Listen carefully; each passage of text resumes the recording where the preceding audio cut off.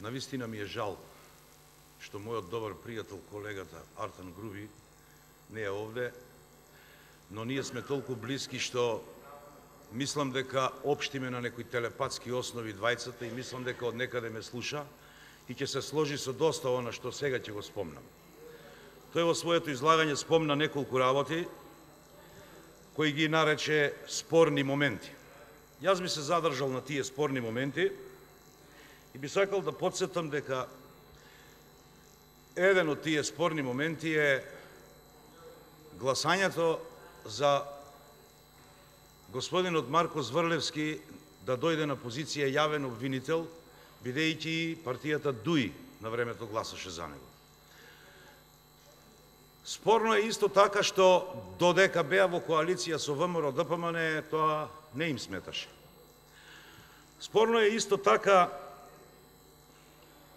дека сегашниот премиер, првата реченица кога стана премиер после низа настани кои се случија, му беше Зврлевски да си оди, односно да даде оставка. Сега тој премиер му е на некој начин шеф на колегата Груби, во исто спорен момент и тие заедно работат и се слушаат и разговараат, но обвинувањето од нивна страна дека господинот Зврлевски не работел незаконито, ненавремено и недоволно стручно.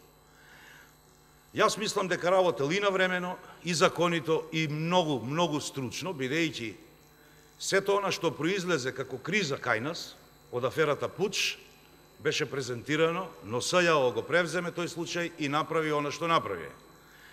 Тука е и аферата Подкуп, која многу смета, за која сегашниот премиер ниеднаш не отиде на суд, туку цело време наоѓаше изговори за да не оди. И третиот спорен момент, според мене, е во духот на консензуалноста која ја спомна овдека колегата, тој истиот премиер кој сега е премиер фрлаше со боја врз сите споменици и обележја овдека во нашата татковина во Република Македонија.